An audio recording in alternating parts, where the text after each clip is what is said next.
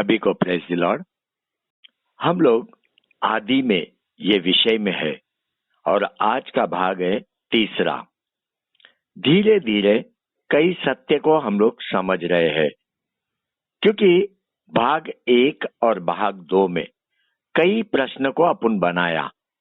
केवल प्रश्न अपन बनाया नहीं, उसका उत्तर भी अपन ढूंढ के निकाला।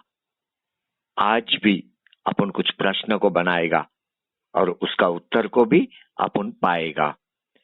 बिना प्रश्न का उत्तर नहीं है।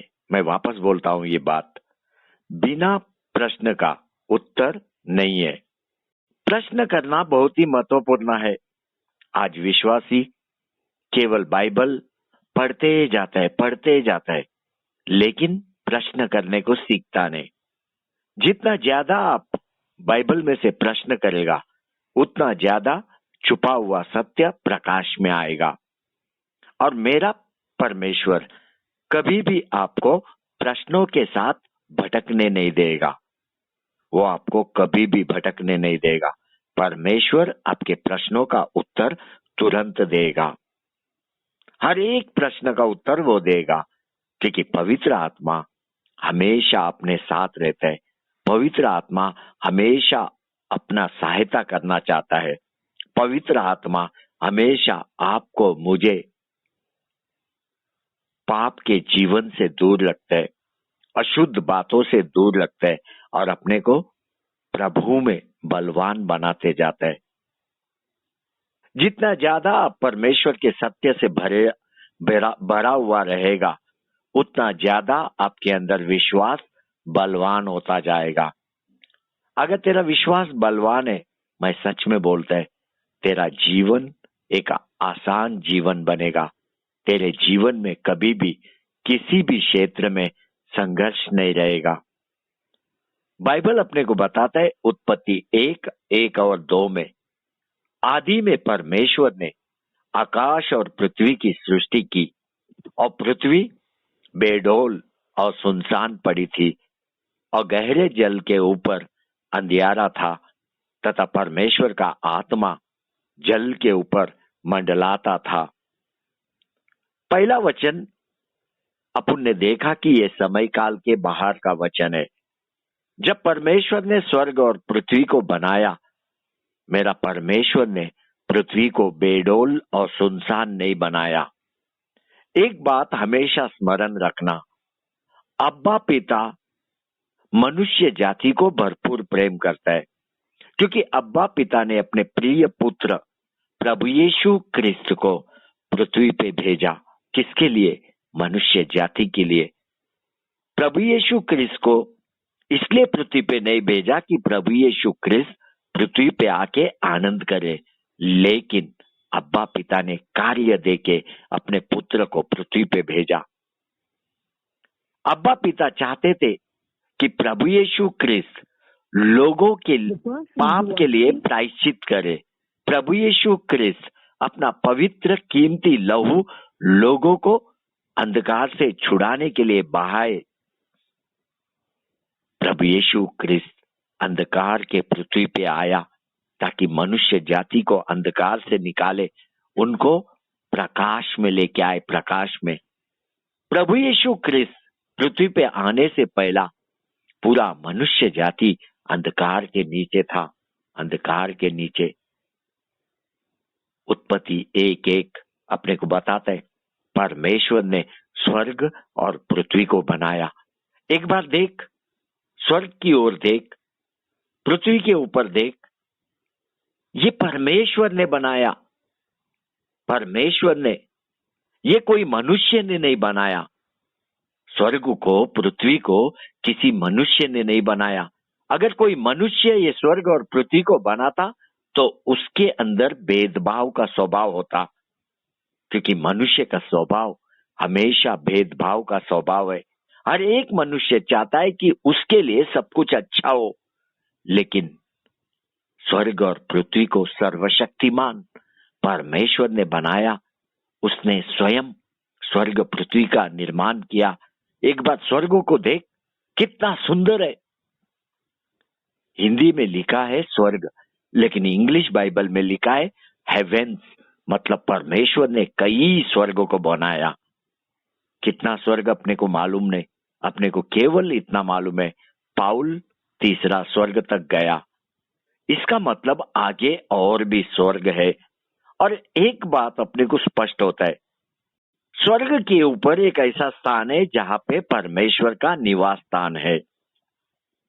परमेश्वर ने अपना सिंहासन सभी स्वर्ग के ऊपर स्थिर किया हुआ है, क्योंकि बाइबल अपने को भजन संहिता 103:19 में बताता है, यहोवा ने तो अपना सिंहासन स्वर्ग में स्थिर किया है, क्योंकि उसका राज्य पूरी सृष्टि पर है।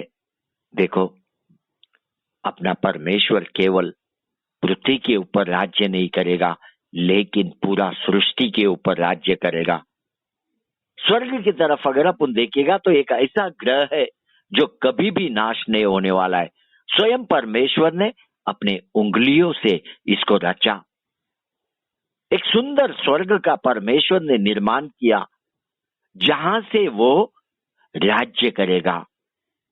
राज्य किसके ऊपर? सृष्टि के ऊपर। तो मेरा परमेश्वर पृथ्वी को बेडोल और सुनसान कैसा बना सकता है? मेरा परमेश्वर मनुष्य की तरह भेदभाव करने वाला परमेश्वर नहीं है, क्योंकि बाइबल अपने को बताता है परमेश्वर स्वर्ग से पूरे सृष्टि के ऊपर राज्य करेगा। और मेरा परमेश्वर अति पवित्र पवित्र पवित्र है। मेरा परमेश्वर अति पवित्र पवित्र पवित्र है। उसका निवास स्थान पवित्र है। वहां से वो राज्य करने वाला है। किसके ऊपर राज्य करेगा?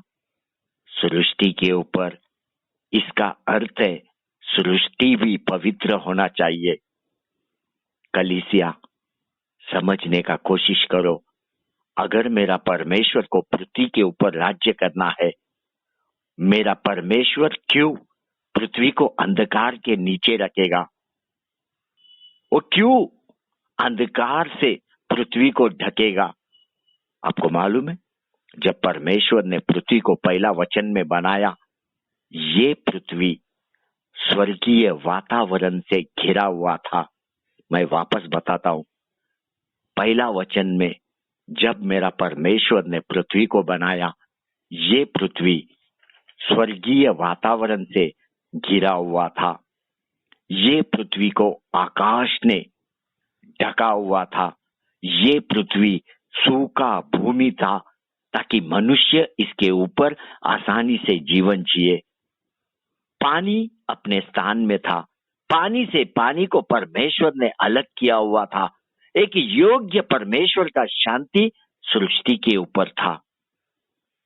अगर मेरा परमेश्वर ने स्वर्ग को सुंदर बनाया, इसका मतलब मेरा परमेश्वर ने पृथ्वी को भी सुंदर बनाया।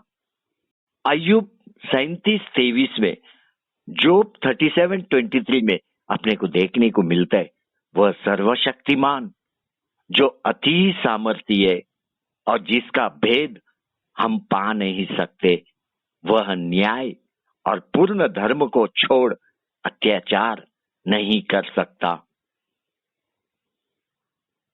मेरा परमेश्वर अय्यूब के साथ आंधी में से बात किया। आंधी में से पढ़िए, ये बात पढ़िए आप, अय्यूब का किताब 38:1, जोब 38:1।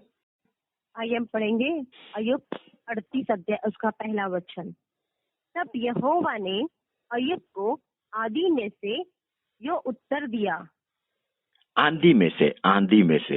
देखो बाइबल अपने को क्या बताता है, परमेश्वर ने अय्यूब के साथ बातचीत किया। कहां से? आंधी में से। एक बार वो आंधी को देख, वो आंधी है क्या? ये परमेश्वर का उपस्थिति है। एक बार वो आंधी को देख, वो है क्या? वो एक दैविक पवित्रता उपस्थिति है। और इसके अंदर से परमेश्वर सामर्थी रीति अय्यूब के साथ बात किया। एक बार परमेश्वर का स्वभाव को देख, तुझे वो आंधी का अंदर दिखाई देगा। वो आंधी असहीन है, असहीन। वो आंधी की तरह है, आंधी की तरह। कोई भी ये आंधी का नियंत्रण नहीं कर सकता है, कोई भी ये आंधी का विरोध नहीं कर सकता है। आंधी को देख, मेरा परमेश्वर का उपस्थिति को देख। एलाइजा जब पृथ्वी पे था, किसने एलाइजा को स्वर्ग में उठा लिया? मेरा परमेश्वर ने। मेरा परमेश्वर ने। एलाइजा को आंधी ने घेर लिया, एलाइजा को आंधी ने उठा के स्वर्ग में लेके गया। ये बात दूसरा राजा 2:1-11 तक आप घर में पढ़ो। मेरा परमेश्वर अय्यूब पे क्रोधित है। वो अय्यूब को बोलता है, मुझे हिसाब किताब चाहिए, मेरे बातों का मुझे जवाब चाहिए। हिसाब किताब पूछा परमेश्वर ने अय्यूब से। पढ़िए ये बात, अय्यूब 38:2-3 आइए हम पढ़ेंगे अय्यूब 38:2-3। यह कौन है जो आज्ञा की बातें कहकर युक्ति को बिगाड़ना चाहता है? पुरुष के समान अपनी कमर बांध ले, क्योंकि मैं तुझसे प्रश्न करता हूँ और तू मुझे उत्तर दे। देखो परमेश्वर अय्यूब को क्या बोल रहा है, मैं तुझसे प्रश्न करता हूं, तू मुझे उत्तर दे। इसका मतलब क्या है? परमेश्वर हिसाब किताब मांग रहा है। परमेश्वर अपने बातों का जवाब अय्यूब से मांग रहा है। क्यों? क्यों परमेश्वर हिसाब किताब मांग रहा है अय्यूब से? कारण है क्योंकि अय्यूब, उसके दोस्त एलीपाज, बिल्दाद, जोफार, एलीहू, ये सभी अज्ञानता से मुख से शब्दों का उपयोग किया। अज्ञानता से परमेश्वर ने अय्यूब को बोला, अपने आप को एक मनुष्य करके तैयार कर, ग्रहण योग्य बन। क्यों परमेश्वर ने अय्यूब को ऐसा बोला? अपने आप को मनुष्य की तरह तैयार कर, ग्रहण योग्य बन। क्योंकि एक मनुष्य अगर मनुष्य की तरह जीवन जिएगा, उसी के साथ परमेश्वर बातचीत कर सकता है और वो मनुष्य परमेश्वर से बातचीत कर सकता है। परमेश्वर ने अय्यूब को बोला, मैं तुझे प्रश्न करता हूं, तू मेरे प्रश्नों का उत्तर दे। परमेश्वर ने अय्यूब को 38:4-7 में बोला, क्या तुझे निर्मिति का रहस्य मालूम है? तू कहां था अय्यूब? तू कहां था जब मैंने पृथ्वी का नींव डाला? मुझे बता, अभी मुझे बता, मेरे प्रश्न का उत्तर दे। अगर तेरे पास समझ है, बुद्धि है, मुझे उत्तर दे। सृष्टि का नाप किसने ठहराया? क्या तू जानता है? उस पर किसने सूत खींचा? उसकी नींव कौन सी वस्तु पर रखी गई? वह किसने उसके कोने का पत्थर बिठाया? जबकि भोर के तारे एक संग आनंद से गाते थे और परमेश्वर के सब पुत्र जय जयकार करते थे। अय्यूब बता, जब मेरे सब पुत्र जय जयकार कर रहे थे, तू कहां था? भोर के तारे एक संग आनंद कर रहे थे, तू कहां था? परमेश्वर अय्यूब से प्रश्न का उत्तर मांग रहा है। परमेश्वर जो बातें अय्यूब को बता रहा है, ये बातें आदि की बातें हैं। आदि की उत्पत्ति 1 से पहले की बातें हैं। वो ये सत्य अय्यूब को प्रकट कर रहा है। उत्पत्ति 1 से पहले की बातें परमेश्वर अय्यूब से पूछ रहा है, जवाब मांग रहा है। अय्यूब 38:4-7 पढ़िए। पढ़ेंगे अय्यूब 38:4-7। जब मैंने पृथ्वी की नींव डाली, तब तू कहाँ था? यदि तू समझदार हो तो उत्तर दे। उसकी नाप किसने ठहराई? क्या तू जानता है? उस पर किसने सूत खींचा? उसकी नींव कौन सी वस्तु पर रखी गई? या किसने उसके कोने का पत्थर बिठाया?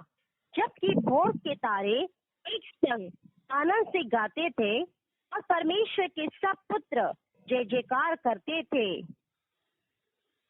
Durabada halla ramadi, shokorobada halla ramadi, huraba halla ramadi।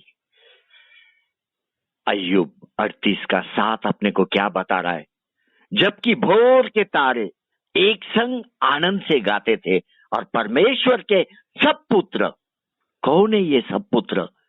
जय जयकार करते थे, जय जयकार। कलीसिया ध्यान से सुन, जब मेरा परमेश्वर स्वर्ग और पृथ्वी को बनाने से पहला, पृथ्वी का नींव डालने से पहला, ऐसे समय में भोर के तारे एक संग थे, आनंद कर रहे थे। वे लोग इकट्ठा हुए, परमेश्वर के सभी पुत्र आनंद के साथ गा रहे थे, आनंद के साथ। ये वचन को ध्यान से देख, ध्यान से। यहां पे एक प्रश्न खड़ा होता है, ये सब पुत्र कौन है परमेश्वर का? कौन लोग है ये जो चिल्ला रहा है? कब चिल्ला रहा है? जब परमेश्वर स्वर्ग और पृथ्वी का निर्माण कर रहा है। ये सारे परमेश्वर के पुत्र ताली बजा के आनंद कर रहा है, ताली बजा के। अभी एक बात अपने को स्पष्ट हो गया, उत्पत्ति 1:1 में बाइबल अपने को बोलता है परमेश्वर ने स्वर्ग और पृथ्वी को बनाया। इसका अर्थ है जो कुछ भी परमेश्वर ने उत्पत्ति 1:3 के बाद बनाया, ये सारी बातें उत्पत्ति 1:1 में बन चुका था। उसने 1:1 में पहले ही सारी बातें बना चुका था, क्योंकि परमेश्वर स्वयं अय्यूब को बोल रहा है, जब मैंने पृथ्वी का नींव रखा तू कहां था? भोर के तारे एक साथ इकट्ठा होके गीत गा रहे थे। अभी केवल अपने को इतना खोजने का जरूरत है, ये भोर के तारे कौन लोग हैं? परमेश्वर के सब पुत्र कौन लोग हैं? क्योंकि बाइबल अपने को बोलता है परमेश्वर के सब पुत्र। बाइबल ये अपने को नहीं बोलता है अय्यूब का किताब में परमेश्वर का पुत्र।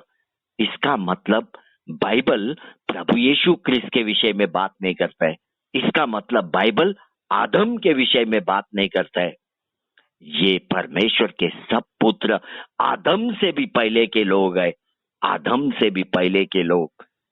जब परमेश्वर स्वर्ग और पृथ्वी का निर्माण कर रहा था, तब ये परमेश्वर के सब पुत्र तालियां बजा रहे थे, तालियां आनंद कर रहे थे। कलीसिया ये बात को समझने का कोशिश करो। मुझे मालूम है अभी भी आपको थोड़ा कठिन जा रहा है, लेकिन ये सत्य है, सत्य। मेरा परमेश्वर कभी भी पृथ्वी को बेडौल और सुनसान बना नहीं सकता है। मेरा परमेश्वर अंधकार को बना नहीं सकता है। मेरा परमेश्वर अशुद्धता कभी भी नहीं बना सकता है। बाइबल बोलता है उत्पत्ति 1:2 में, गहरे अंधकार के नीचे, गहरे अंधकार का नीचे ये पृथ्वी है। ये अंधकार कहां से आया? ये प्रश्न है, हर एक विश्वासी के लिए ये प्रश्न है। आपको मालूम है नोहा के समय में जब लोग अपने आप को दूषित किया, अंधकार ने पृथ्वी को ढक दिया। अंधकार कहां से आया? दूषित लोगों के अंदर, अशुद्ध लोगों के अंदर से आया, क्योंकि लोग अपने विचार अपने मन पे चलने लगे, अपने मर्जी का जीवन जीने लगे। इसका मतलब उत्पत्ति 1 वचन और 2 वचन के बीच में एक लंबा समय काल है, लंबा समय काल। परमेश्वर के सब पुत्र जीवन जी रहे थे, भोर के तारे जीवन जी रहे थे। ये बात परमेश्वर अय्यूब को बता रहा है। अय्यूब से प्रश्न कर रहा है, तू कहां था जब मैंने पृथ्वी का नींव को डाला? तू कहां था जब भोर के तारे एक संग आके आनंद कर रहे थे? चिल्ला रहे थे, गीत गा रहे थे। तू कहाँ था जब परमेश्वर के सब पुत्र हर्षित हो रहे थे, हर्षित। ये सब बातें अपने को क्या बताते हैं? इसका मतलब दूतों का समूह को परमेश्वर ने तैयार किया। दूतों का समूह, एंजल्स, ये दूतों का समूह जब परमेश्वर का महिमा को देखते थे, परमेश्वर का गौरव को देखते थे, परमेश्वर के कार्य को देखते थे, ये लोग आनंद कर रहे थे, आनंद। उन्होंने परमेश्वर के सामर्थ्य में आनंद किया, उन्होंने परमेश्वर के ज्ञान में आनंद किया, उन्होंने परमेश्वर के बुद्धि में आनंद किया, उन्होंने परमेश्वर के निर्मिति में आनंद किया। Hallelujah, hallelujah, hallelujah, hallelujah. वे लोग चिल्ला रहे थे, गीत गा रहे थे, ताली बजा रहे थे। मतलब जब भी परमेश्वर कार्य करता था, कुछ नया निर्माण करता था, ये लोग चिल्लाते थे, चमत्कार को देख के, कार्य को देख के, अद्भुत रीति एक सामर्थ को अनुभव करते थे। देखो, ये परमेश्वर के सब पुत्रों ने परमेश्वर के काम में हाथ नहीं बटाया। ये लोग परमेश्वर के सहायता में, निर्माण में नहीं थे, केवल ताली बजा रहे थे, ताली, आनंद कर रहे थे, क्योंकि उनको परमेश्वर का हर एक काम चमत्कार था। प्रथम बार उन्होंने स्वर्ग को देखा, प्रथम बार उन्होंने पृथ्वी को देखा, प्रथम बार उन्होंने आकाश तारों को देखा। ये बातों को देख के वे आनंद कर रहे थे। अभी इस समूह में कई देवदूतों में केरूब नाम का देवदूत भी है। केरूब एक दूतों का झुंड है जो हमेशा परमेश्वर के करीब रहता है, और इन्हीं में भी, इनसे भी ऊंचा स्थान में सराफ नाम का दूत है। सराफ, इंग्लिश में सेराफिन्स बोलते हैं, सेराफिन्स। अभी ये केरूब और सराफ, ये बाइबल में का रहस्य है, रहस्य। ये निर्मिति अपने को बहुत गहराई में जाके पढ़ाई करना है। ये रहस्यमय बातें हैं, रहस्यमय। ये लोग आत्मीय सामर्थ्य से भरा हुआ दूत है।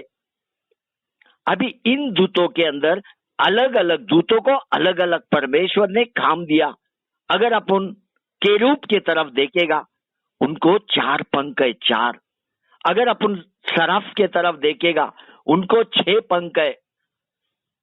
केरूब का काम है परमेश्वर को मदद करना, केरूब का काम परमेश्वर का इच्छा में चलना। लेकिन सराफ केवल परमेश्वर का स्तुति करने के लिए है, केवल परमेश्वर का स्तुति करने के लिए। केरूब, ये शब्द बाइबल में कई किताब में अपन देखेगा, कई किताब में, क्योंकि ये परमेश्वर के इच्छा अनुसार काम करते हैं। एदेन की वाटिका का आज देखभाल अगर कोई कर रहा है, वो है केरूब। केरूब एदेन का वाटिका का देखभाल कर रहा है। वे लोग जो भी काम करता है वो परमेश्वर के इच्छा के अनुसार करता है। केरूब को 4 चेहरा है, 4, और ये चारों चेहरा अलग अलग जानवर का है, और उनके पास 4 पंख है।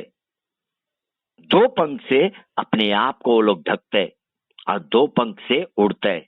और सराफ यशायाह भक्त का किताब में एक ही बार अपने को देखने को मिलता है, वो भी 6वां अध्याय में।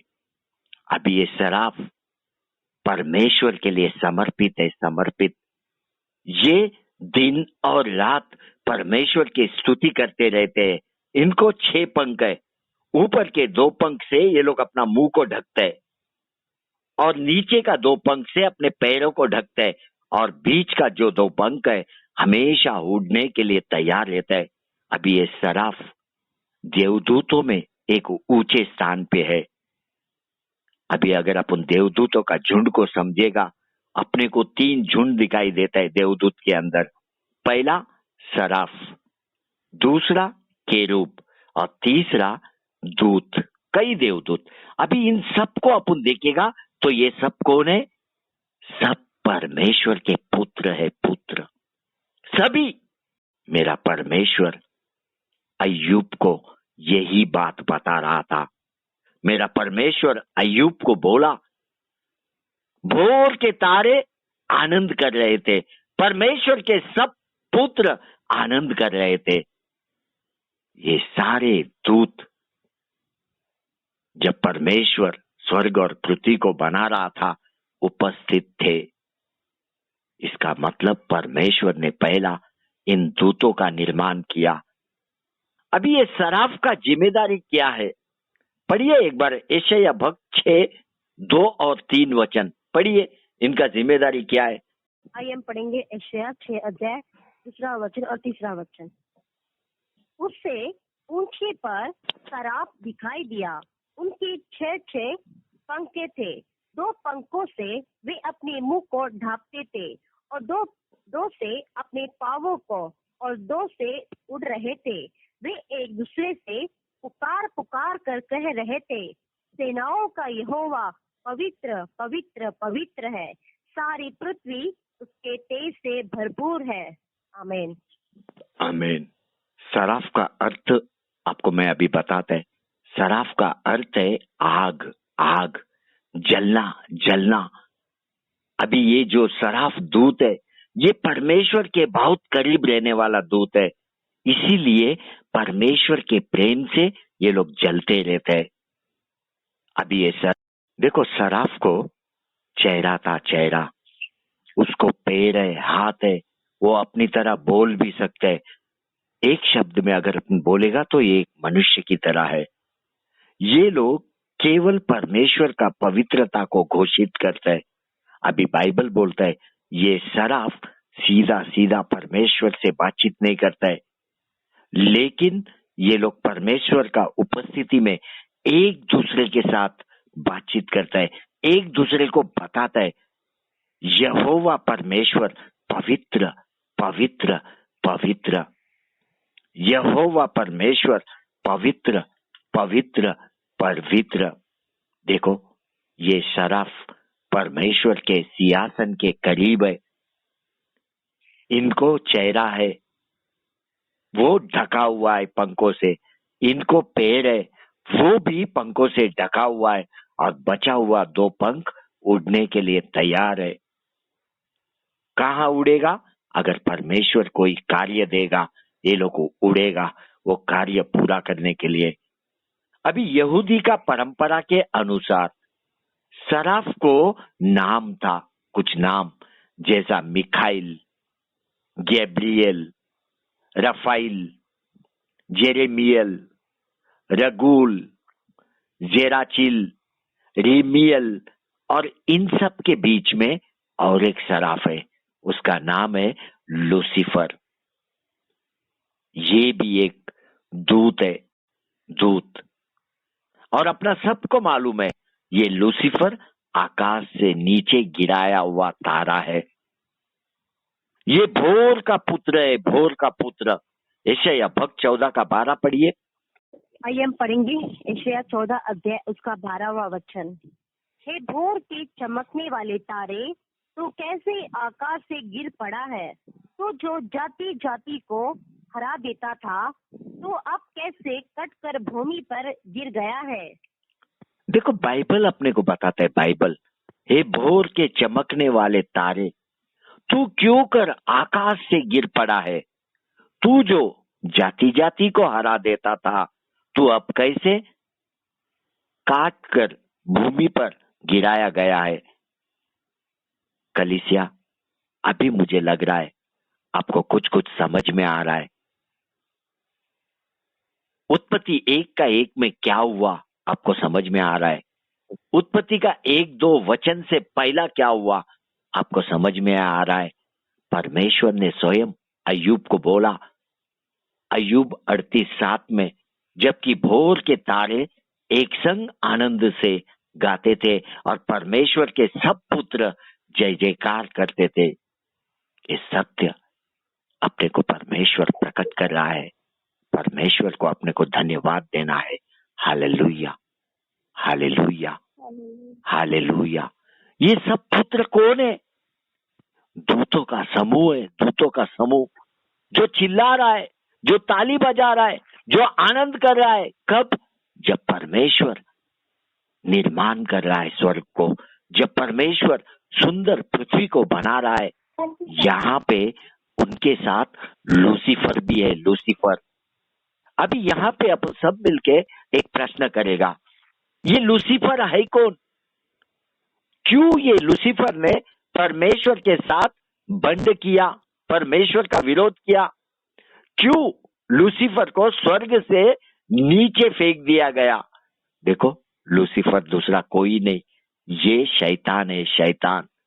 पहला वो परमेश्वर का दूत था, बाद में वो शैतान बना। बाद में जब परमेश्वर ने लूसीफर को बनाया, परमेश्वर ने सुंदर दूत को बनाया, एक होशियार ज्ञान से भरा हुआ दूत को बनाया, एक सामर्थ शक्ति से भरा हुआ दूत को बनाया। और ये दूत का पोजीशन सिंहासन के पास था, वो सिंहासन के पास खड़ा रहता था। और ये सारी बातें कब हो रहा था? उत्पत्ति 1:1 वचन के अंदर। आदि में परमेश्वर ने स्वर्ग और पृथ्वी को बनाया। मेरा परमेश्वर ने पृथ्वी को बेडोल और सुनसान नहीं बनाया। पृथ्वी के ऊपर कोई अंधकार नहीं था। ये परमेश्वर के सब बच्चे पृथ्वी पर रहते थे, भोर के तारे रहते थे, कुछ विशेष दूत परमेश्वर के सिंहासन के पास रहते थे। और पृथ्वी परमेश्वर ने मनुष्य जाति को रहने योग्य बनाया। परमेश्वर ने सब पुत्र को रहने योग्य पृथ्वी को बनाया। ये सारी बातें आदम से पहले की बातें हैं।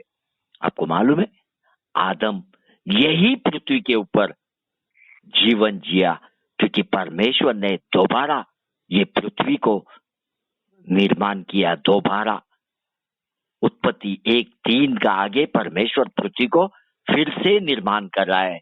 नोहा के समय में नोहा यही पृथ्वी के ऊपर जीवन जिया, लेकिन नोहा को इसके ऊपर जीवन जीने के लिए तीसरा बार वापस परमेश्वर को पृथ्वी का निर्माण करना पड़ा। उत्पत्ति 1:1 में जो पृथ्वी का परमेश्वर ने निर्माण किया, उसके बाद दोबारा रहने के लिए उत्पत्ति 1 और 3 का आगे का वचन में परमेश्वर ने यही पृथ्वी को निर्माण किया। और उसके बाद नोहा के लिए फिर एक बार उत्पत्ति 8:1 वचन में परमेश्वर ने पृथ्वी को फिर से नया निर्माण किया। लेकिन एक बार उस दुष्ट को, शैतान को देख, वो एदेन के वाटिका में ईव को फंसाने के लिए प्रवेश किया। ये परमेश्वर का पुत्र है, परमेश्वर का पुत्र।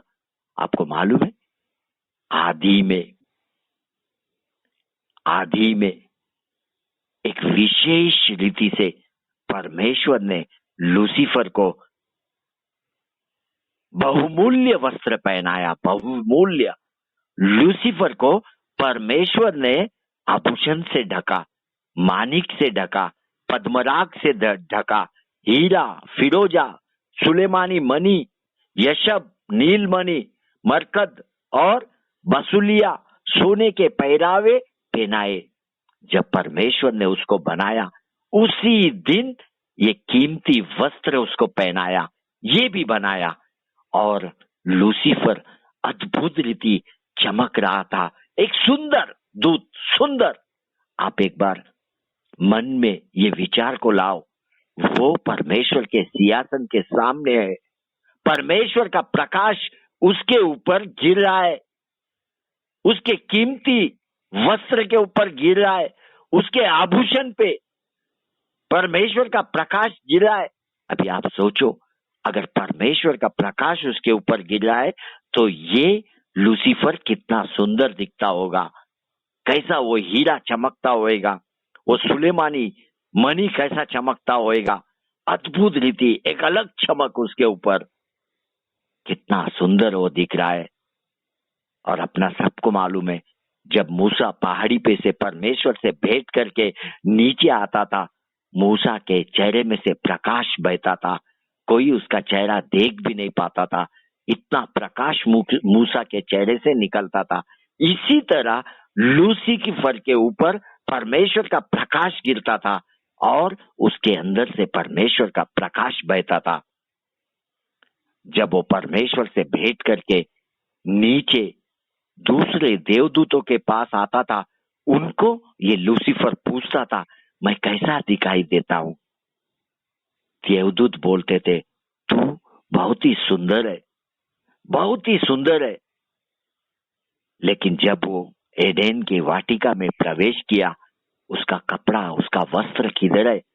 वो कीमती वस्त्र जो परमेश्वर ने उसको दिया, वो किधर है? क्यों वो चमक नहीं रहा है? क्यों वो अंधकार से ढका हुआ है?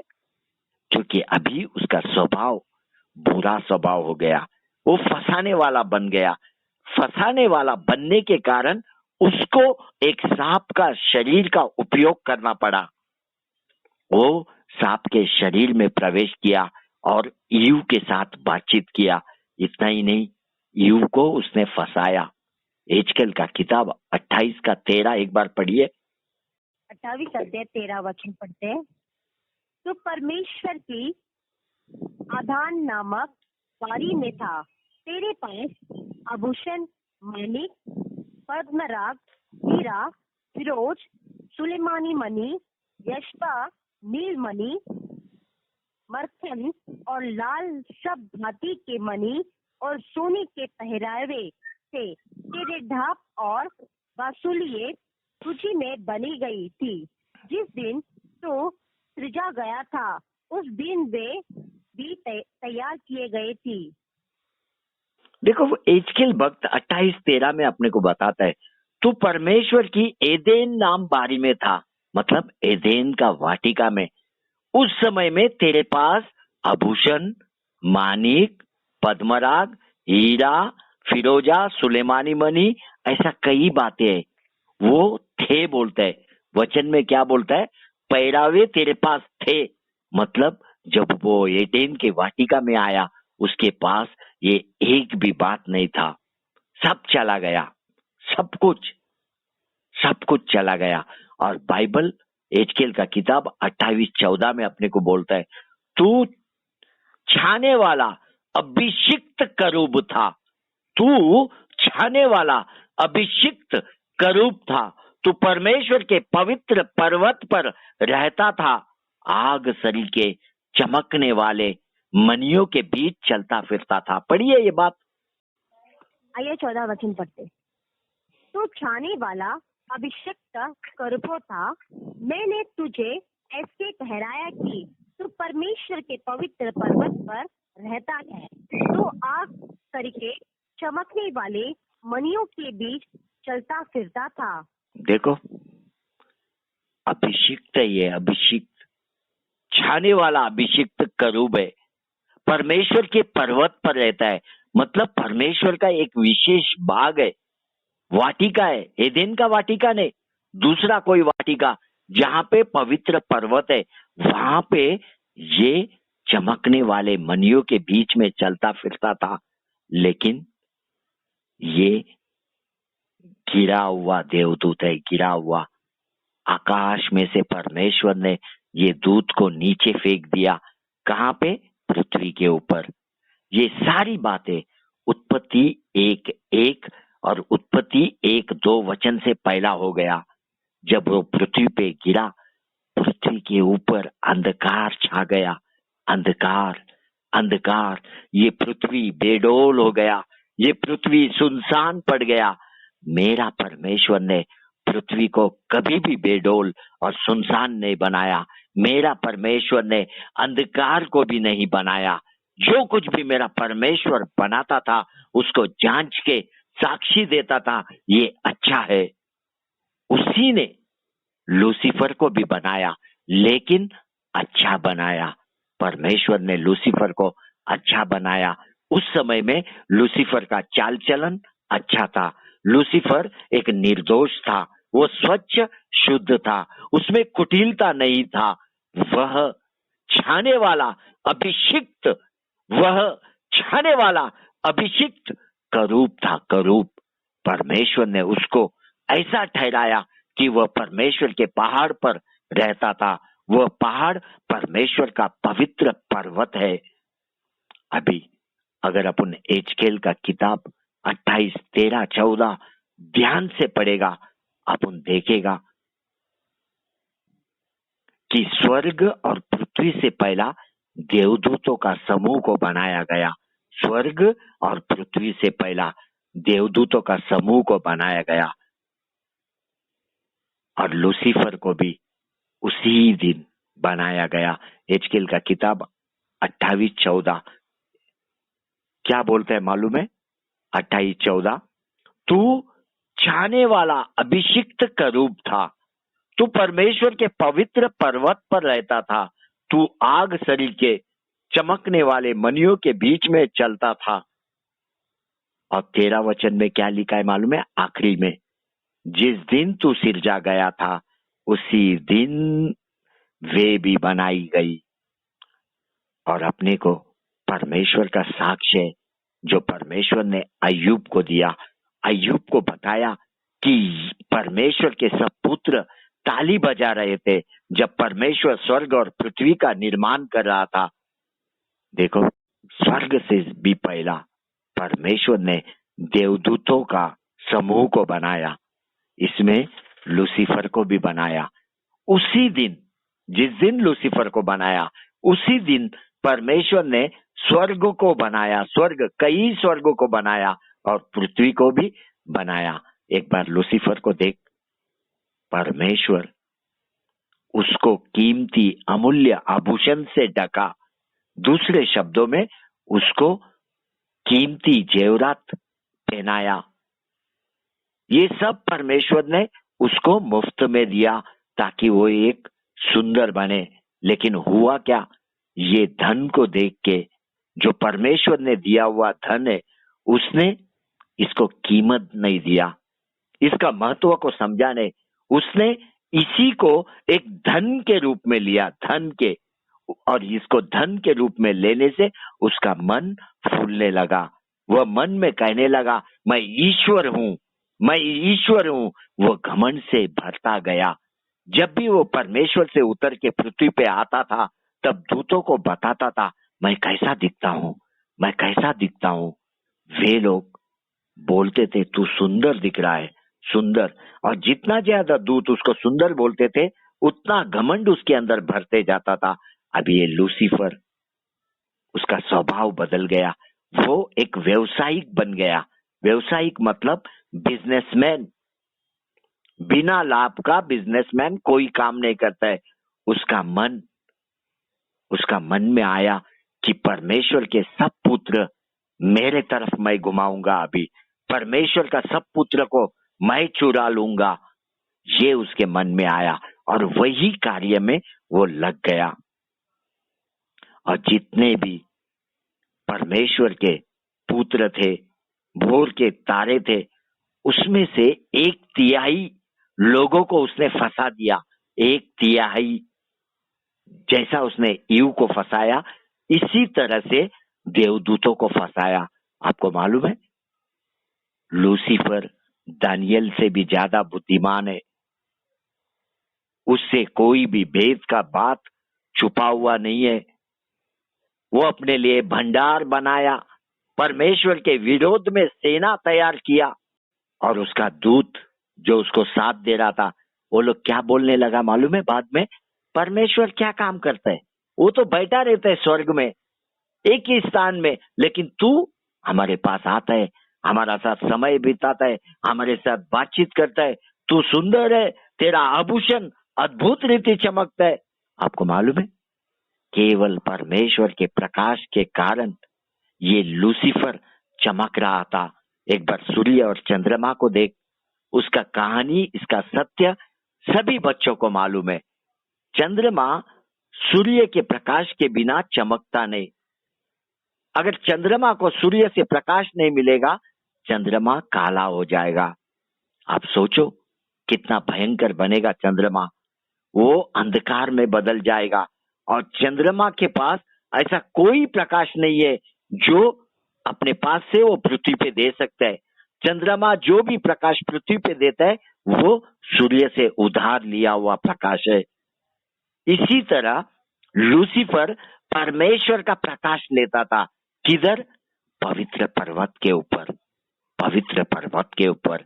यही कारण है वो चमकता था।